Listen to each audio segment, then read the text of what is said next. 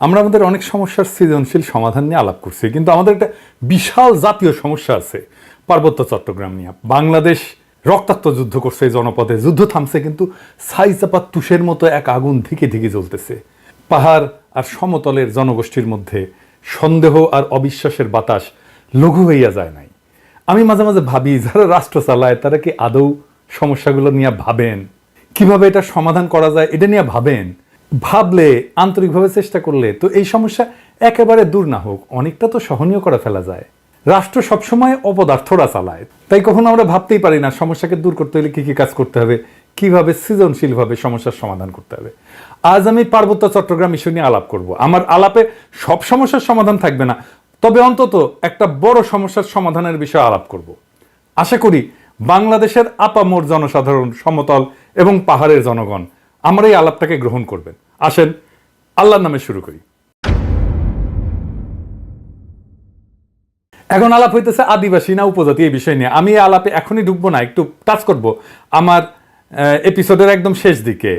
আমার মতে সমস্যার মূলটা এই জায়গায় না, মূলটা মূলত দুইটা জায়গায়, একটা স্থানীয় আর একটা আন্তর্জাতিক। আন্তর্জাতিক বিষয়টা আমি প্রথমে আলোচনা করব, কারণ পার্বত্য চট্টগ্রাম নিয়ে আলাপ করার সময় সেই আন্তর্জাতিক প্রবলেমটা, সমস্যাটা, যেখানে ভারত একটা গুরুত্বপূর্ণ ফ্যাক্টর, সেটারে মাথায় রাখলে আমাদের বিষয়টা বুঝতে সুবিধা হবে এবং সমাধানের পথটা ভাবতেও সুবিধা হবে। আসেন এই দুইটা বিষয় কি কি। ভারত মনে করতো যে পার্বত্য চট্টগ্রামের নাগা এবং মিজো বিদ্রোহীরা লুকায় আছে এবং তাদেরকে পাকিস্তানের গোয়েন্দা সংস্থা ISI সাহায্য করে। তো এইটার পাল্টা কর্মসূচি নেয় ইন্ডিয়া, যে পূর্ব পাকিস্তানকে দেশটার রাজনৈতিক মূল অংশ থেকে বিচ্ছিন্ন করবে। তো ভারত এইটার উল্টা কর্মসূচি নেয়, যে পূর্ব পাকিস্তানকে পশ্চিম পাকিস্তানকে বিচ্ছিন্ন করবে, এবং এই কর্মসূচি নিয়ে আগায় যেতে থাকে। এবং এইটা নিয়ে আগায় যাওয়ার জন্য তাদের গোয়েন্দা মানে রকে সবুজ সংকেত দেয় ভারতীয় নীতি নির্ধারকেরা।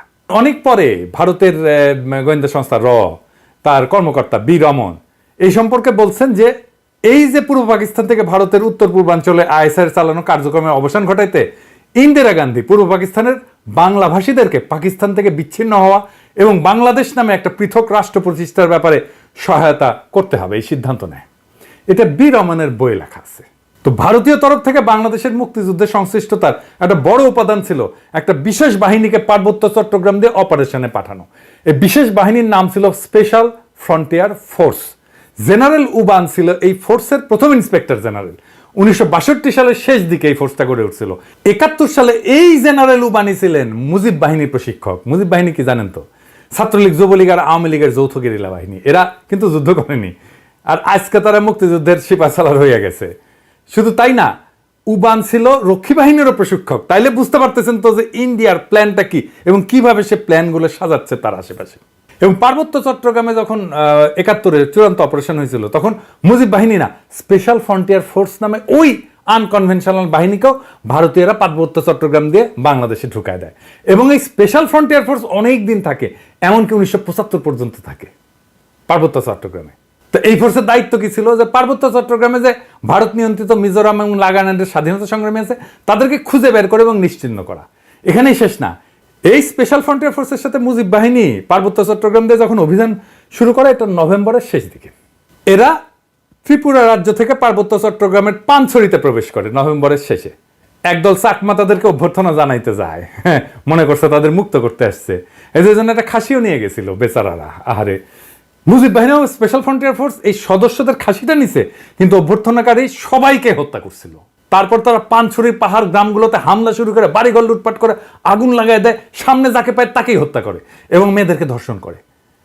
তাদের হামলায় পানছড়িতে ওই দিনই নিহত হয়েছিল 32 জন নিরীহ পাহাড়ি।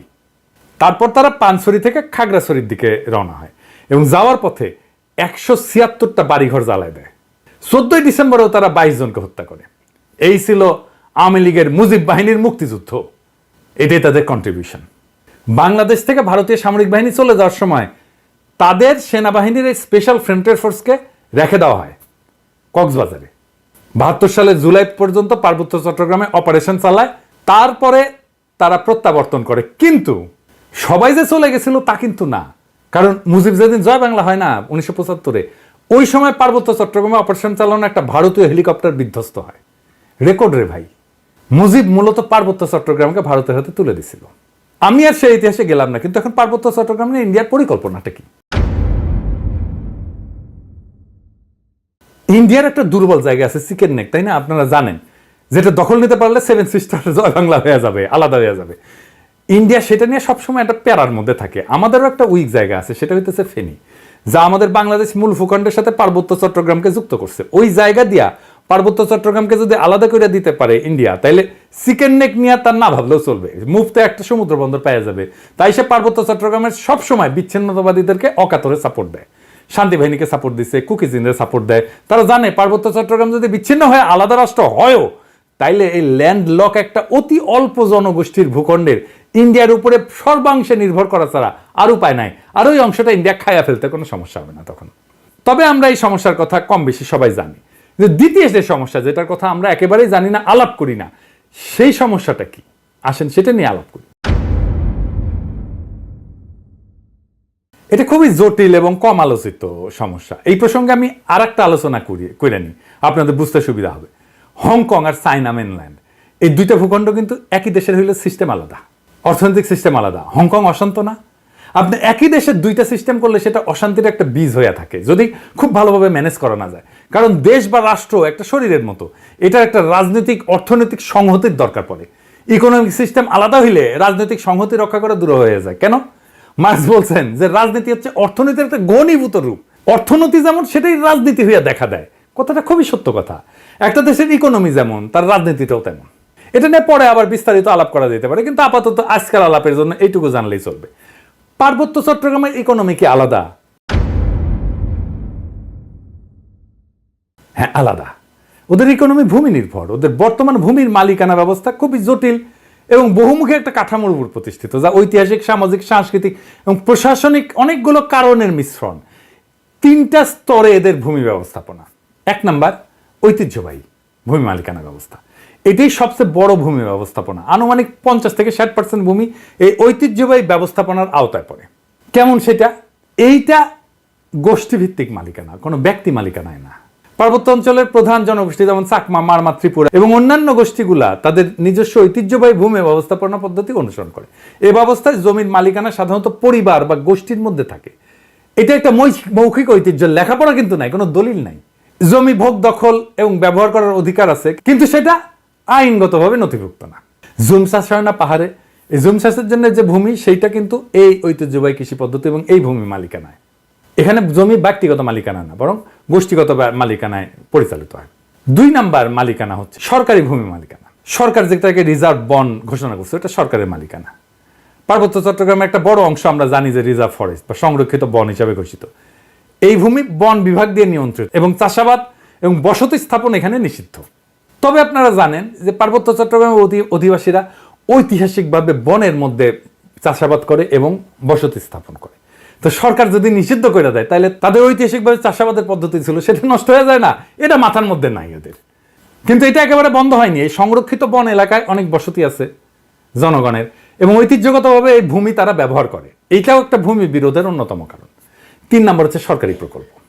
কাপ্তাই হ্রদ বাঁধ প্রকল্পের জন্য ব্যাপক ভূমি অধিগ্রহণ করা হয়েছিল, যা স্থানীয় জনগণের ভূমি হারানোর অন্যতম কারণ হয়ে দাঁড়িয়েছে। আমরা এই প্রসঙ্গে সমাধান পর্বে আলাপ করব। আনুমানিক 25 থেকে 30% ভূমি সংরক্ষিত বনাঞ্চলের অধীনে রয়েছে। আর আইনগতভাবে নথিভুক্ত মালিকানা, যেটা আমরা সমতলে দেখি আর কি, জমি রেজিস্ট্রি, দলিল, এটা দেখি না, এইটা পর্সা টর্সা এগুলো দেখি না, পাকা দলিল। কিছু কিছু এলাকায় ব্যক্তি বা গোষ্ঠী তাদের জমির দলিল নথিভুক্ত করে ফেলছে, তবে এটা খুবই সীমিত এবং এইটা সবসময় সমস্যাযুক্ত, কারণ অনেক জমির মালিকানার বিষয়ে সরকারি রেকর্ড স্থানীয় ঐতিহ্যবাহী নিয়মের মধ্যে তো সংঘাত আছে, তাই না? এইটা ধরেন 10%-এর মতো। এই ভূমি ব্যবস্থাপনার মূল সমস্যাটা কি? সমস্যা হচ্ছে যে পার্বত্য জনগোষ্ঠী তাদের এই ঐতিহ্যগত নিয়মে জমি ভোগ দখল করলেও সরকারি আইনে তো স্বীকৃত না এটা। তারপর ধরেন উন্নয়ন প্রকল্প, যেমন কাপ্তাই জল বিদ্যুৎ কেন্দ্র এবং সমতলের অনেক মানুষ আসছে পার্বত্য অঞ্চলে, ফলে স্থানীয় জনগণের জমি হারানোর ঘটনা ঘটছে। আবার আরেকটা জিনিস বললাম যে রিজার্ভ সংরক্ষিত বন এবং কৃষি জমি নিয়ে যে সংঘাত, ওইখানে তারা বসতি স্থাপন করে, ওখানে কৃষি কাজ করে। সমতলের অনেকে বলে যে আমরা কেন পার্বত্য চট্টগ্রামে গিয়ে জমি কিনতে পারবো না, ওরা তো এসে সমতলে জমি কিনতে পারে। সমস্যা বুঝছেন তো? আপনি কার কাছ থেকে জমি কিনবেন? দলিলই তো নাই। দলিল তো মুখে মুখে, মালিকানা তো ব্যক্তির না রে ভাই, মালিকানা সামাজিক, এবং প্রায় 60% জমির মালিকানা এরকম। তো এই বাস্তবতাটা তো বুঝতে হবে। দেখেন এই সমস্যার সমাধান কি? ওয়ান কান্ট্রি টু সিস্টেম ব্যবস্থা আমাদের চালাইতে হবে ততদিন পর্যন্ত যতদিন না ব্যাপক সংখ্যাগরিষ্ঠ পাহাড়িরা এই সিস্টেম বদলানোর জন্য দাবি না করে। আমরা এই ব্যবস্থার জন্য হংকং এর অভিজ্ঞতা, স্কটল্যান্ড, উত্তর আয়ারল্যান্ডের অভিজ্ঞতা কাজে লাগাতে পারি। এইটা করে ঐতিহ্যবাহী ভূমি ব্যবস্থাকে আইনি স্বীকৃতি দিতে পারি এবং পুরো পার্বত্য চট্টগ্রামকে আমরা গ্রিন ইকোনমির আওতায় আনতে পারি। তাহলে আমাদের এই ওয়ান কান্ট্রি টু সিস্টেমটা ভালোভাবে বাস্তবায়ন করা যাবে। অর্থনৈতিক উন্নয়ন আর স্বাতন্ত্র্য 2 লক্ষ্যই অর্জিত হবে। পার্বত্য চট্টগ্রামে ব্যাপক অর্থনৈতিক উন্নয়ন করলে, পাহাড়িদের আয় আর জীবনযাত্রার মান বাড়াইলে বেশিরভাগ সমস্যার সমাধান হয়ে যাবে।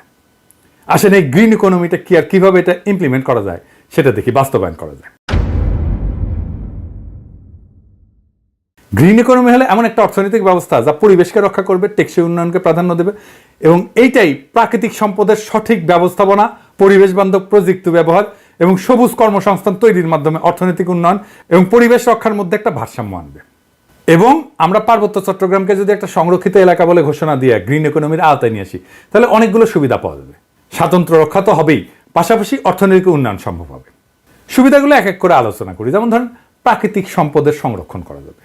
সংরক্ষিত এলাকায় অরণ্য, বন্যপ্রাণী এবং জীববৈচিত্র্য রক্ষার জন্য সঠিক ব্যবস্থাপনা গড়ে তোলা সম্ভব হবে এবং এর ফলে টেকসই একটা বন ব্যবস্থাপনা, যেটাকে সাস্টেনেবল বন ব্যবস্থাপনা বলা হয়, এবং পানি সংরক্ষণ, কার্বন নিঃসরণ হ্রাস করা যাবে এবং পরিবেশ বান্ধব কর্মসংস্থান তৈরি করা যাবে। কিভাবে? ধরেন, ইকো ট্যুরিজম, জৈব চাষাবাদ, প্রাকৃতিক পণ্য উৎপাদন এবং স্থানীয় কারুশিল্পের মাধ্যমে স্থানীয় জনগণের জন্য কর্মসংস্থান সৃষ্টি করা যাবে। পরিবেশ বান্ধব উদ্যোগ নেওয়া যেতে পারে, যেমন সৌরশক্তি প্রকল্প, জৈব প্লাস্টিক উৎপাদন প্রকল্প, এইগুলো তৈরি করা যেতে পারে। এবং যেহেতু আমরা এখানে কার্বন নিঃসরণ কমাবো, তাই আন্তর্জাতিক সহযোগিতা পাওয়া যাবে প্রত্যেকটা প্রকল্পে। শুধু আন্তর্জাতিক সংস্থার সাহায্য, টাকা পয়সায় না, প্রযুক্তিগত সহায়তাও নেওয়া যাবে এবং পরিবেশ বান্ধব ট্যুরিজম গড়ে তোলা যায়। এখন যে ট্যুরিজম আছে এটা পরিবেশ বান্ধব না, এটা আয়ের একটা গুরুত্বপূর্ণ উৎস হতে পারে। আর সামাজিক উন্নয়ন জনসাধারণের, যেমন ধরেন স্থানীয় জনগণের শিক্ষা, স্বাস্থ্য এবং আর্থিক অবস্থার উন্নতির জন্য প্রকল্প নেওয়া যেতে পারে, যেটা তাদের জীবিকার বিকল্প উৎস হিসেবে কাজ করবে। যারা বনাঞ্চলে কাজ করতেছে, যারা বনাঞ্চলে আবাদ করতেছে বা বাসস্থান করতেছে, তাদের জন্য একটা বিকল্প, একটা কর্মসংস্থানের উৎস আমাদের খুঁজে বের করতে হবে। এবং স্বাতন্ত্র্য রক্ষার জন্য এই প্রত্যেকটা প্রকল্পে স্থানীয় সম্প্রদায়ের অংশগ্রহণ নিশ্চিত করতে হবে। স্থানীয় জনগোষ্ঠীকে সিদ্ধান্ত গ্রহণ এবং ব্যবস্থাপনার অংশীদার করে ফেলতে হবে। তাদের ম্যানেজমেন্টে পার্টিসিপেশন ছাড়া আমরা কোনো কাজ করব না। তাদের সাংস্কৃতিক ঐতিহ্য এবং জীবনযাত্রাকে সম্মান জানায় উন্নয়ন পরিকল্পনা করতে হবে সব সময়। সংরক্ষিত এলাকাকে বিভিন্ন জোনে ভাগ করা যেতে পারে। যেমন ধরেন, কোর জোন, যেটা সম্পূর্ণ সংরক্ষিত এলাকা, যেখানে মানুষের প্রবেশ সীমিত থাকবে। বাফার জোন, যে কিছু নিয়ন্ত্রিত কার্যক্রম, যেখানে ইকো ট্যুরিজমটা চালাবো। আমরা ইকো ট্যুরিজম সব জায়গায় চালাইতে দেবো না এবং এখানে গবেষণাও করব। এবং sustainable use zone, third zone, যেখানে পরিবেশ বান্ধব চাষাবাদ, কারুশিল্প এবং অন্যান্য কার্যক্রম পরিচালনা করা যাবে। এবং একটা কঠোর আইন, পরিবেশ সুরক্ষা আইন লাগবে ওইখানে। সংরক্ষিত এলাকায় বৃক্ষ নিধন, শিকার এবং দূষণ কঠোরভাবে নিষিদ্ধ করতে হবে এবং আইন ভঙ্গ করলে দৃষ্টান্তমূলক শাস্তি ব্যবস্থা করতে হবে। এবং আমরা পুরো সিস্টেমটা ঠিক মতো চলতেছে কিনা এটার জন্য প্রযুক্তির ব্যবহার করব, ড্রোন লাগাবো, স্যাটেলাইট ইমেজ ব্যবহার করব, যে সংরক্ষিত এলাকায় সার্বক্ষণিক আমরা নজরদারি করব যে কেউ আমাদের এই পরিবেশের ক্ষতি করতেছে কিনা। এবং এই অঞ্চলে আমাদের একটা গবেষণা এবং ডকুমেন্টেশনের একটা শক্তিশালী সিস্টেম রাখতে হবে, যে সংরক্ষিত এলাকায় জীববৈচিত্র্য, সম্পদ এবং পরিবেশগত অবস্থা নিয়মিত এটা ঠিক থাকতেছে কিনা, এটা নিয়মিত গবেষণার মাধ্যমে পর্যবেক্ষণ করা হবে। আর আসেন কাপ্তাই লেক এলাকা। এই যে কাপ্তাই লেকটা করা হয়েছে, জানেন এখানে কত মেগাওয়াট বিদ্যুৎ হয়? 230 মেগাওয়াট মাত্র। এটা গোটা বাংলাদেশের চাহিদার মাত্র 5%। এই যে 5% বিদ্যুৎ, তার জন্য কত বড় সমস্যা আমরা তৈরি করছি। আমরা যদি ঘোড়াশাল বিদ্যুৎ কেন্দ্রের কথা চিন্তা করি, ঘোড়াশাল বিদ্যুৎ কেন্দ্র 950 মেগাওয়াট বিদ্যুৎ উৎপাদন করে, তার মানে 4 গুণ এই কাপ্তাই লেকের চাইতে। তাইলে আমি এটা আসলে রাখবো কেন? এই কাপ্তাই বাঁধ ভেঙে দিয়ে আমরা জমি উদ্ধার করলে কি সমস্যা? এটা ভেবে দেখতে হবে। এটা নিয়ে আমাদের সিরিয়াস চিন্তা করতে হবে যে আসলে আমরা কাপ্তাই বাঁধটা রাখবো কিনা। একটা দীর্ঘস্থায়ী প্রবলেমের সমস্যার সমাধান করছে। কাপ্তাই লেক থাকবে না, কাপ্তাই লেকের দরকার কি? আমাদের তো দরকার নাই। দৃষ্টিনন্দন কাপ্তাই লেকের তো দরকার নেই। আমার যদি জমি উদ্ধার হয় ওইখানে, এই 230 মেগাওয়াট বিদ্যুতের দাম কত? আর আমরা যদি এই জমিটাকে ব্যবহার করতে পারি, কাপ্তাই লেকের নিচে ডুবে যাওয়া জমিটা যদি উদ্ধার করতে পারি, তাহলে এই জমিতে আমরা কি পরিমাণে অর্থনৈতিক ব্যবস্থাপনা করতে পারবো, অর্থনৈতিক সুবিধা পাবো, অর্থনৈতিক লাভ করতে পারবো, এটা একটা স্টাডি হইতে পারে। আমি এটা ধারণাটা দিলাম।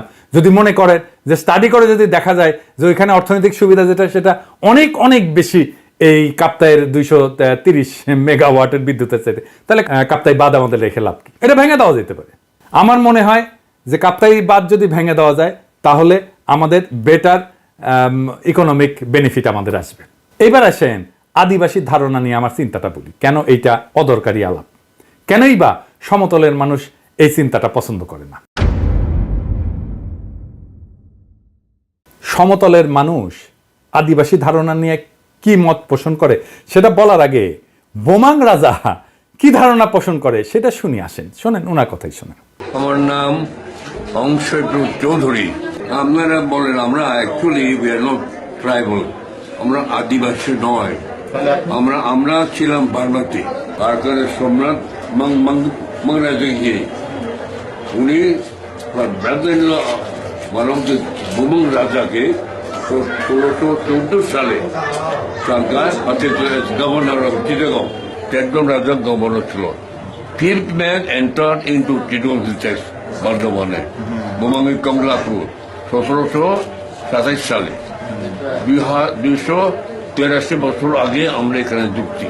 এই যে ইন্ডিজেনাস বা আদিবাসী শব্দটার অর্থ হইল এমন জনগোষ্ঠী বা সম্প্রদায় যারা কোনো নির্দিষ্ট ভৌগোলিক এলাকায় ঐতিহাসিকভাবে বসবাস করে আসতেছে, যারা সেই এলাকার আদি অধিবাসী এবং যাদের ঐতিহ্য সাধারণত ঔপনিবেশিক বা আধুনিক জনগোষ্ঠীর আগমনের পূর্বে গড়ে উঠছে। সহজ বাংলায় বললে ওই অঞ্চলের আদিবাসিন্দা। রেড ইন্ডিয়ানরা যেমন আমেরিকার আদিবাসিন্দা, আপনারা তো সেটা না পাহাড়ি ভাইরা। তারপরে যখন এই শব্দ ব্যবহার করার জন্য চাপাচাপি করেন তখন বাকি দেশের মানুষ এটাকে সন্দেহের চোখে দেখবেই। এটাও বুঝতে হবে। তারা জানে আদিবাসীরা যদি দাবি করে যে তাদের মানবাধিকার লঙ্ঘিত হচ্ছে তাহলে আন্তর্জাতিক সম্প্রদায় তাদের আলাদা রাষ্ট্রের দাবিকে সমর্থন জানায়, সেই দাবিকে মেনে নিতে বাধ্য করতে পারে। আর আপনাদের তো জুম্মল্যান্ড সংক্রান্ত দাবি আছেই, আর ইন্ডিয়ার তো ফুসলানো আছেই, তাই না? এবং ইন্ডিয়া তো চায় এটাকে আলাদা করে নিয়ে একটা আলাদা তাদের মধ্যে খেয়ে ফেলতে। তো সন্দেহ তো যৌক্তিক।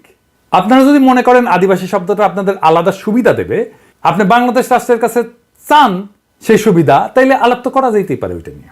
কিন্তু সে আলাপে না যায় যদি বলেন কিছু আকাশে কি সুন্দর চাঁদ উঠিছে, তাহলে হবে।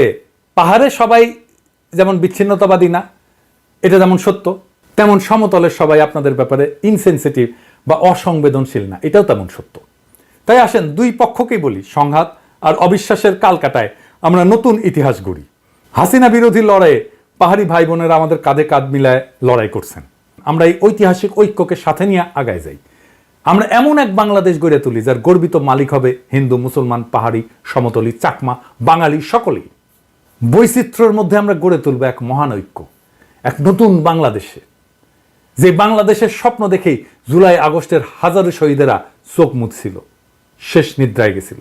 আসেন আমরা সেই স্বপ্নকে বাস্তব করে তুলি। ইনকিলাব জিন্দাবাদ।